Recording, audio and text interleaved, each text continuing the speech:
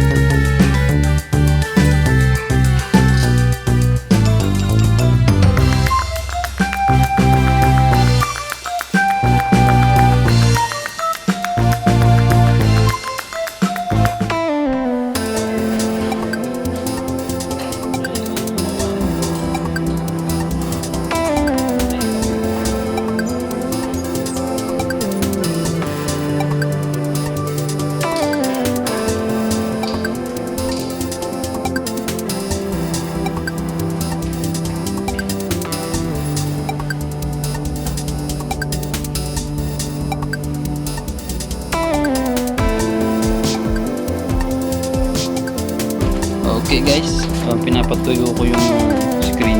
I-ready ko lang ito emulsion. Nakatago dito. Ito yung emulsion guys. So, kailangan natin itong ipahid. After natin magawa yung frame, ipapahid natin ito para bukas natin magagamit yung screen. Okay guys?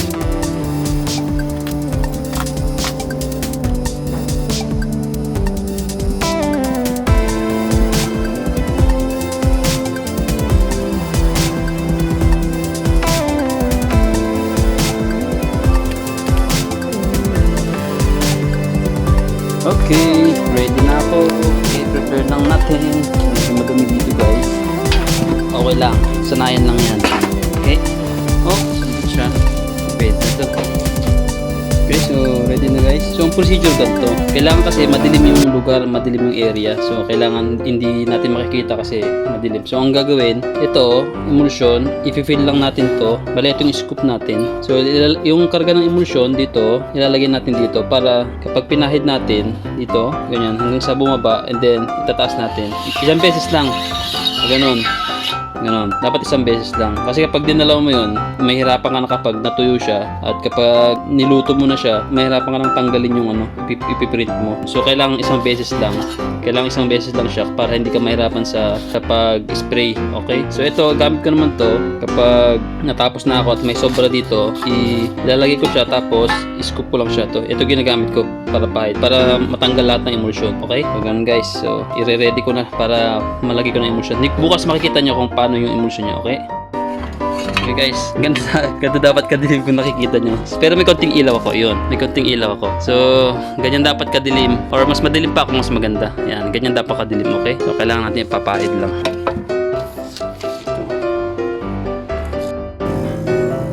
Yan, kailangan ilawan. Siguro mga 40 seconds para maano natin.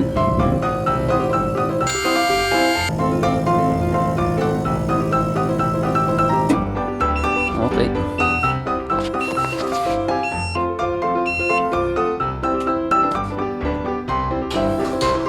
Pututok na.